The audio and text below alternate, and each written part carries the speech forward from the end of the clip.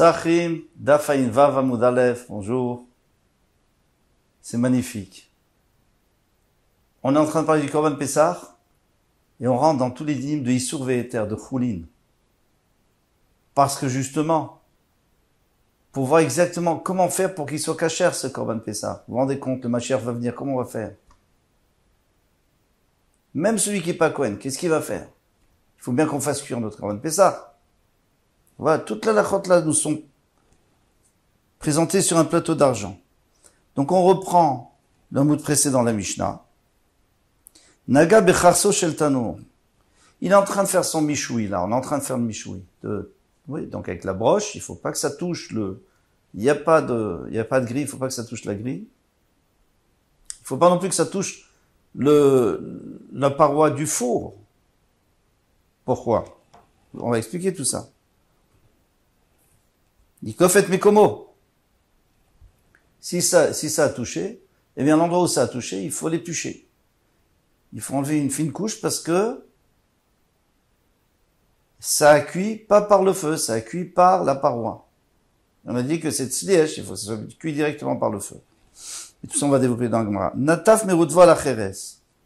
Maintenant, il y a eu de la graisse, du jus qui a giclé sur le four. Et Chazar est là, et il est revenu sur le Korban Pessah. Il tolet mekomo. Eh bien, ça, il faut enlever plus. Il faut enlever un peu plus, on verra pourquoi. Il faut enlever une épaisseur d'un doigt. Nataf mirotfoa la solette. S'il a coulé du jus bouillant sur de la farine, ikmot set mekomo. Il faut enlever tout ce qu'il y a autour. C'est-à-dire, il y a une goutte qui est tombée, ben, tout ce qui a été touché par cette goutte et tout autour, il faut enlever et le jeter. Et le brûler, bien sûr. Parce que, tout ça, on va expliquer. Sacho beshemen trouma. Maintenant, il a oint, une fois qu'il a cuit, il a mis de l'huile, pour pas qu'il soit trop sec. Il a oint avec de l'huile de trouma. Im chaborat kohanim yochelu aussi, et la chabora sont des kohanim. Alors, tant mieux, ils peuvent manger, c'est la trouma. Imi chez l'Israël, mais si c'est que des Israéliens, ou si c'est des Israéliens, ils peuvent pas manger, comment ils font?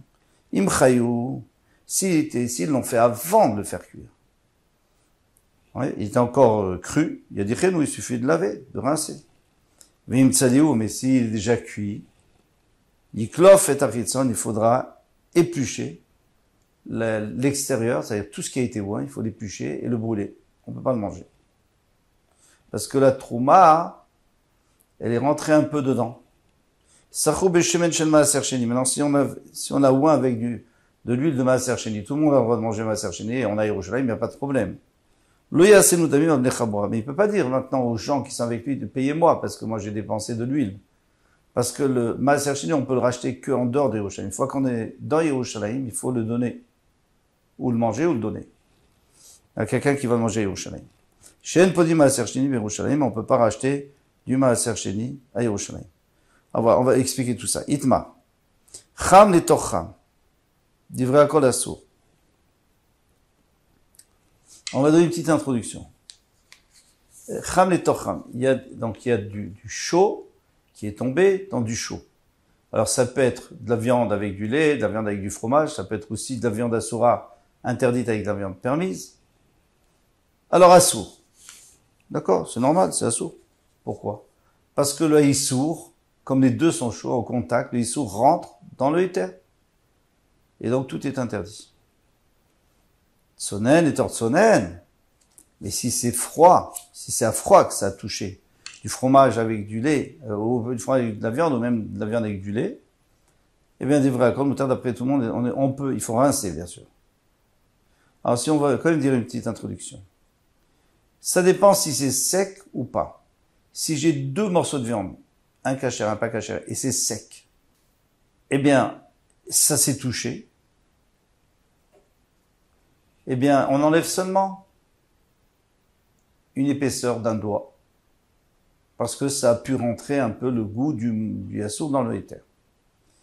Si c'est dans du lait, dans du liquide, alors c'est fini. Tout est assour. Parce que le liquide rentre dans l'autre. Donc si c'est de la viande avec du lait, c'est sûr que c'est assour. Mais même si c'est du liquide qui est taref avec du liquide qui est caché, avec du solide qui est caché, ou vice-versa. De toute façon, l'un va rentrer dans l'autre et tout devient assourd. Sauf si batel béchichi. Sauf s'il y a 60 fois plus de kasher que de taref. Ça, c'est sûr. Même s'il y a, par exemple, de la viande, il y a il y a 1 kilo de viande, eh bien, on divise, et il y a moins qu'un soixantième de lait, alors c'est kasher. Maintenant, il faut rajouter que s'il y en a un qui est gras, alors tout est assourd. Pourquoi? Parce que la graisse rentre. La graisse chaude rentre dans l'autre. Elle pénètre. Bon, avec ça, on va pouvoir comprendre notre problème du Korban Pessah. Alors on y va, en haut de la page. Tsonen les torsonen d'Ivra Kol Muta. Cham les torsonen. Maintenant, s'il y a du chaud dans du froid. Et tsonen les torcham. Ou alors du froid dans du chaud. D'accord? Un morceau de viande chaude dans du lait froid ou un morceau de viande froide dans du lait chaud. Rava Marila Gava. Et ça c'est un exemple, hein, mais ça peut être n'importe quoi de kasher avec pas kasher. Rava Marila Gavar. C'est une grande marloquette dans tout le chasse. Rav, il dit, c'est toujours celui qui est en haut qui va dominer celui d'en bas. Donc c'est simple. J'ai une viande chaude qui tombe dans du lait froid. Eh bien, la viande chaude, elle va chauffer le lait et tout est assaut. Vient Shmuel nous dit, Tata et Gava. Il nous dit, mais non, c'est le lait froid qui va refroidir la viande. Bon, alors il faudra quand même enlever une certaine quantité de la viande, ce qui était en contact avec le lait, mais on n'a pas besoin de jeter toute la viande. D'accord? Maintenant, si la version dit, si la viande était chaude, alors d'après Shmuel, et le lait était froid, et c'est tombé dans d'après Shmuel, ça n'a pas été au sein de la viande. Maintenant, si c'est le contraire, le lait est froid, et le lait est chaud, et la viande est froide, d'après Rav, puisque lui dit que c'est celui d'en haut qui domine, donc, il peut pas dominer puisqu'il est froid, donc il peut pas réchauffer le lait. Donc, c'est le lait. Il va refroidir le lait. Donc, ça sera kasher. Et d'après Shmuel, ça sera assourd, puisque c'est le lait qui va réchauffer la viande puisqu'il est en bas. Nan. Après, il faut voir comment la viande, est-ce qu'elle est juste posée sur le lait ou elle est complètement dans le lait. Là, on rentre dans d'autres problèmes. Mais admettons que le bas de la viande a touché le lait. Nan. On a enseigné dans la Mishnah. Nataf merodvo la kreves. Donc, dans notre Mishnah, s'il y a du rotev, donc du jus de la viande, hein, normal, quand on grille un agneau, il va y avoir du jus. Ça, c'est beaucoup de jus. Vechazar elav. Donc, il a éclaboussé, il est revenu dessus. Et ça peut arriver très souvent. C'est des quantités, ça gicle. Yitol et mekomo. Donc il faut enlever l'endroit où on voit que c'est revenu. Normal. Qu'est-ce qu'on pensait? On pensait que ici c'était tombé sur une partie du four qui était froid. Parce qu'en fait c'est pas un four.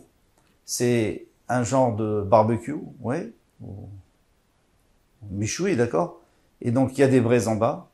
Et il y a un fourneau aussi tout autour. Mais le fourneau il n'est pas partout chaud. Donc ici on admet que c'est tombé sur une partie qui n'était pas chaude. Pardon. Bishlama le Rav de Amar ila Gava. Je comprends d'après Rav qui dit que c'est toujours ce qui est en haut qui domine, donc c'est le jus de viande. Mishumachi tolet mekomo. Donc maintenant c'est pour ça qu'il faut enlever sur le Korban Pessah, qu'il faut enlever le morceau qui a giclé. Pourquoi? De Hazal Rotev merater lecheres, parce que le jus bouillant, il va chauffer le kheres, il va chauffer la terre cuite du four, l'argile, vada kheres merateach le rotev. Et l'argile va renvoyer la chaleur au jus, vechiada rotev la pessar, et quand le jus va éclabousser le korban pessar, kamadve pessar, ça va cuire le korban pessar. Alors, je vous fais pas le pshat de Tosfot, je vous fais le pshat des autres mefarshim. Il me paraît plus simple. Tosfot n'est pas d'accord, mais c'est pas grave. Je veux dire, lui veut dire que le Corban Pessah n'est pas touché, c'est le jus qui va rentrer dans le Corban Pessah qui va l'abîmer. Mais peu importe. La Gemara, en tout cas, d'après cette guerre, c'est plus simple de dire que ça va cuire le Corban Pessah. Mechamat chamemuta decheres. Parce que finalement, qu'est-ce qui a fait chauffer le Corban Pessah? C'est le fait que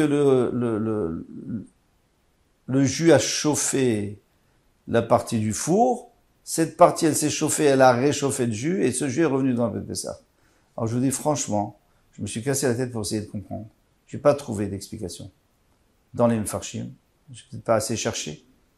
Mais je comprends pas. On a du jus qui sort du Corban Pessah. Il est chaud, il est très chaud. Il touche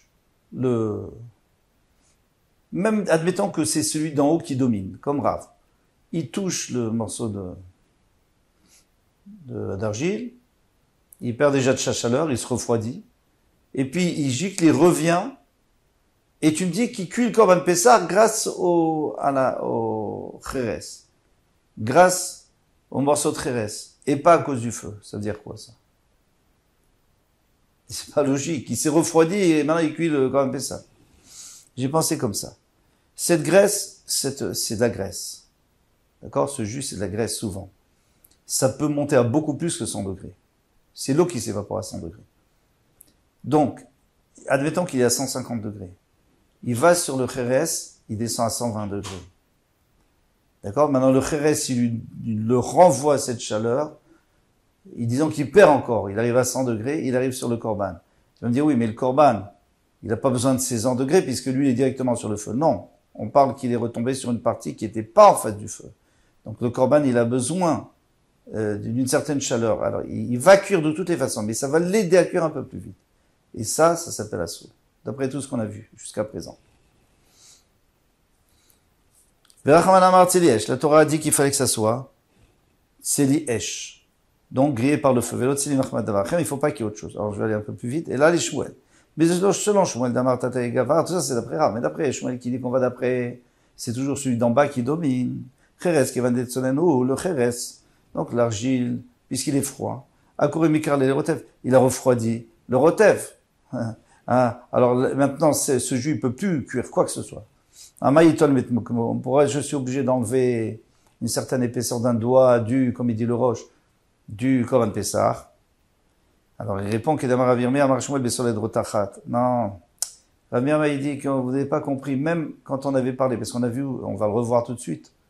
Solette, s'il y a une goutte, s'il y a du jus du Corban Pessah qui est tombé sur de la farine, eh bien, il a chauffé la farine. Pardon, la farine a été chaude déjà, donc il s'est chauffé par la farine. Eh bien, tout ce qui va être absorbé par cette farine, ça va être assourd. Pourquoi? Parce que ça a été cuit, ce jus a été cuit par la farine elle-même. Et là-bas, on avait dit que c'était soled rotachat. Achenami becherez roteach. Ici, on n'a qu'à dire, et ça résout tous les problèmes, c'est que le morceau de Kheres, ou la partie du four a été bouillante du four, et grâce au feu. Et alors, quand mon Corban Pessah gicle dessus et ça renvoie, eh bien, ça se réchauffe encore plus et ça cuit. Alors là, c'est sûr que ça cuit le Corban Pessah. Nan. Et alors, on va justement voir ça. On va essayer on va voir où est-ce qu'on a vu cette histoire de farine, tout ça. Non, c'est dans la Mishnah. Natamerot voilà solette. Il y a du rotev, il y a du jus qui a giclé sur la solette, qui a coulé sur la farine. Ikmot cette mekomo, eh bien, il va falloir enlever tout ce qu'il y a autour et tout ce qu'il y a autour de la goutte qui est tombée, parce que il faut le brûler. Parce que ça a été cuit par le solette. Au début, on pensait aussi que la farine était froide. Alors, on comprenait pas, et on avait la même question que pour notre korban. Qui a dit que c'est le haut qui domine. Bishumachi, c'est pour ça que moi, cette mekomo. Alors, dans ce cas, je comprends pourquoi il faut enlever tout ce qu'il y a autour de cette goutte dans la farine. Pourquoi? Des mariatères, la solette, parce que ça a chauffé le solette, la farine. Dadar, udrainé, veadar, veadra solette. Et à ce moment-là, qu'est-ce qui s'est passé? Eh bien, tout autour,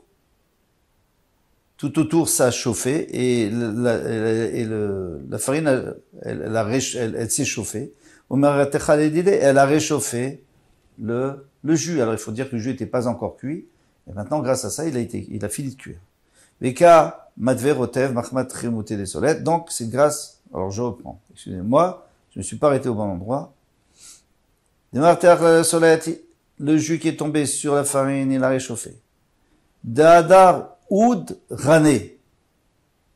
Alors on nous explique que tout autour de cette goutte, oui, il s'est répandu. Vadra solette, umertachal elidide. Et maintenant la solette elle va le réchauffer avec kamatve rotev mechamat chanouté les solettes. Alors quel est en fin de compte, qu'est-ce qui s'est passé? Il s'est passé que la farine, eh bien, elle a cuit. Et alors, il n'a pas été cuit par le feu, mais par la farine. Et la Torah dit Tselièche, Velo Tseli Mechmat Davar. Il n'est pas cuit par autre chose. Et là, Shmuel Damar Tata Gavar, mais d'après Shmuel dit que c'est toujours ce qui est en bas qui domine. Solette, Kevan Tsonetei, puisque la farine, elle est froide. À courir comme Icarlé, ça refroidit carrément le jus. Lama, pourquoi il a besoin d'enlever l'endroit? Non? Qu'est-ce qu'il y a? Tu peux manger cet endroit-là aussi. Qu'est-ce qu'il y a? Ça s'est refroidi. Ça n'a pas cuit là-bas. Au contraire, ça s'est refroidi. Amar Virmia, on saute la parole. Amar Virmia, Amar Shmuel, Besolet Rotachat, on est obligé de dire qu'on parle d'une farine qui était bouillante. Alors là, la farine qui était bouillante, elle a cuit, elle a fini de cuire. Alors ça, c'est normal que ça soit saut.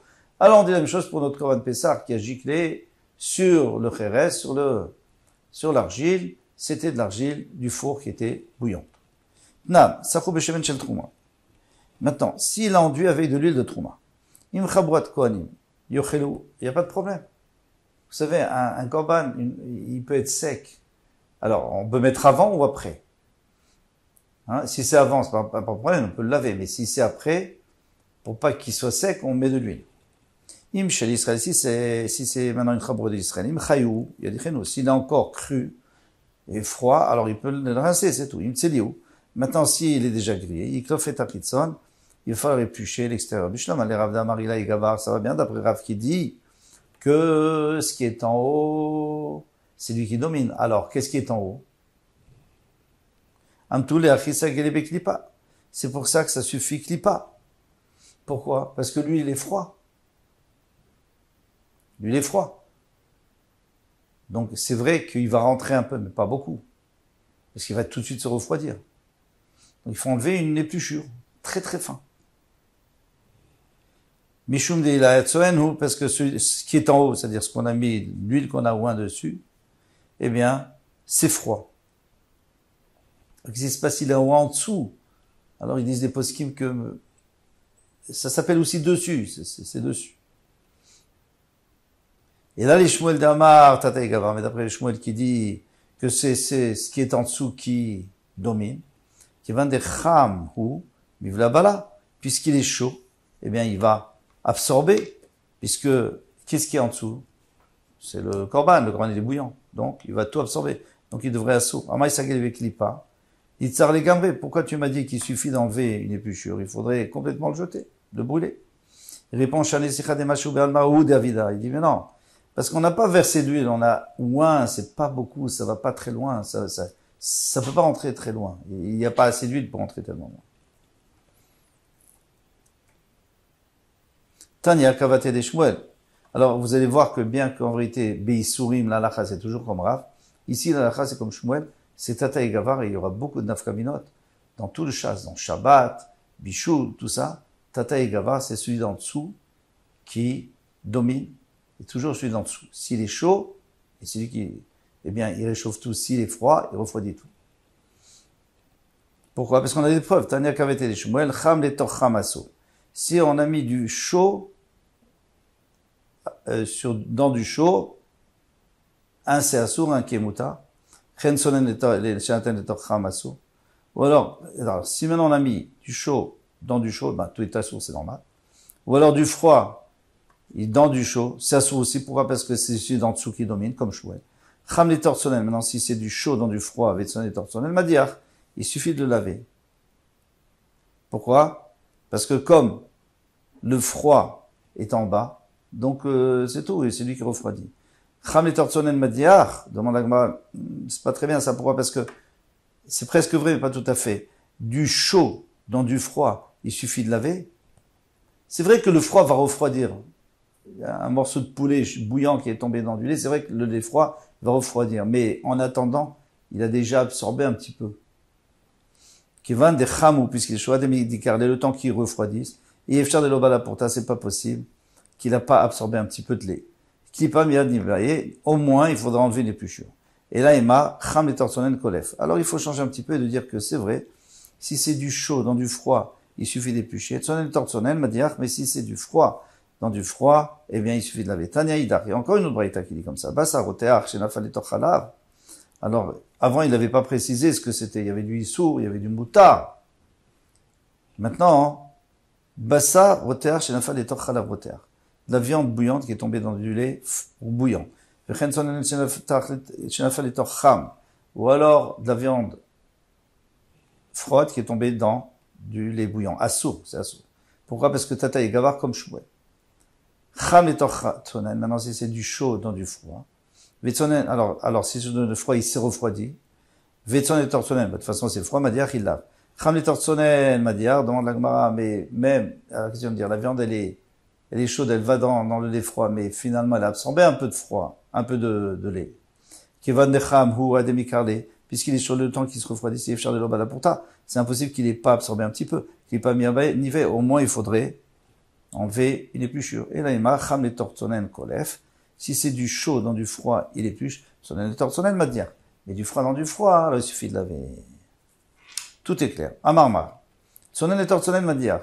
Si c'est du froid dans du froid, il lave. Amaravuna lo shanuela shelomalcho. Ici, on parle que la viande, elle n'a pas été, la viande ou autre chose, elle n'a pas été salée. Avant le malcho, mais si elle a salé, assour. C'est assour d'amarche. Elle m'a dit quelque chose de salé, c'est comme bouillant. La preuve, c'est que tu sales quelque chose, tu sales par exemple du saumon, eh bien, tu peux le manger. Il y a du saumon fumé et du saumon salé. Kéroter. Donc si, ça s'appelle qu'il est chaud. Donc s'il est en haut, en bas, par les marloquets de Rav et Shmuel. Kvush, ariou kimvushan. Maintenant, si on met du moutard et du assour en même temps dans un bain de vinaigre, eh bien, c'est comme si on les a cuits en même temps. Et c'est assour. Normal. Pourquoi? Parce que le vinaigre, ça cuit. Vous mettez des olives. Vous savez que les olives sont extrêmement dures. On les met dans les vinaigres. Ou dans le saumur kalvachomer. Mais de toute façon, dans le saumur, on a déjà dit que c'est comme si c'est roter, c'est comme si c'est chaud. Mais vous prenez des olives, vous pouvez même pas les casser. Vous pouvez marcher dessus, il y a rien qui se passe et on les mange. C'est le sel et c'est le vinaigre. Amarava. Hadamar Shmuel Maliach Kiroter. Ce qu'a dit Rava que Maliach, quand c'est salé, c'est comme si c'est bouillant. On parle bien sûr qu'il a mis beaucoup de sel. On parle pas qu'il a salé un petit peu. Il est immangeable. Par exemple, la viande qu'on sale pour partir en voyage. Et toutes les conserves qu'on sale pour pouvoir les conserver. Dans le temps, il n'y avait pas de frigidaire. On faisait tout le temps ça. Mais s'il est mangeable, malgré son sel, il est mangeable, alors ça s'appelle pas bouillant. Et on va voir des exemples. Il y avait une fois un petit oisillon, un pigeonneau, qui est tombé dans une jarre de kamcha. Kamcha, c'était ce qu'on avait l'habitude de koutard. C'est du koutard, on prenait du pain, un petit peu vieux, du vieux pain, on mettait avec du petit lait et du sel. Et maintenant, il est tombé dedans. Alors, qu'est-ce qui se passe maintenant? Il y a du sel. Sharia Ravchinena Bere de Rava, Mipsharunia, il a permis. Pourquoi il a permis? Parce qu'il a dit que c'est mangeable, la preuve, c'est mangeable, puisque ce koutra, on a l'habitude de tremper dedans son pain ou ce qu'on veut pour manger, c'est un genre de sauce. Donc, c'est-à-dire que c'était pas tellement salé que ça. Amar Avarava a dit, Man chachim le mishcha milta, qui est intelligent pour permettre une chose pareille, qui a comme lui? Il a Rabbi Chanina, Rav Chanina Bereder Rava Mipsharunia. C'est-à-dire, il est très compétent, et voilà, c'est ce qu'on a dit là, tout à l'heure. Et Gavra Rabaou, c'est un grand homme. Amarlach, pourquoi? Alors, il faut ici vous dire, parce qu'il te dira.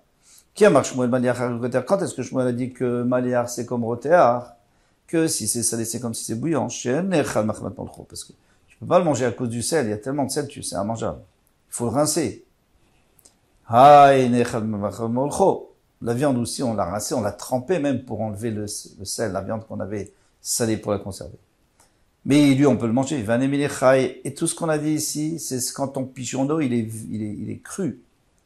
Aval tsili, bah, il pas. Mais s'il était déjà grillé, il faut enlever une épluchure parce que comme il est grillé, donc il est tendre et le lait peut rentrer un petit peu. Pili. Et tout ça, c'est s'il n'y a pas des fentes. On ne voit pas de fentes, on ne voit pas de crevasses dans la viande, on voit qu'elle est lisse. Aval il devait piler, mais s'il y a des crevasses, assourd. C'est assourd parce que le lait rentre dedans. Vemetouval betivlé. Et s'il a été cuit avec des épices, alors assourd. Parce qu'au début on disait que c'était que des clipas. Mais si c'est avec des épices, ça l'a tellement ramolli que c'est assourd entièrement. Voilà. Alors vous voyez, on a fait de la chôte qui nous intéresse pour tous les jours, mais surtout pour le Corban Pessah. Faut faire attention. Faut attention qu'il soit 100% cuit au feu. Et c'est pas terminé. Kol Touf, à bientôt, mes attachés.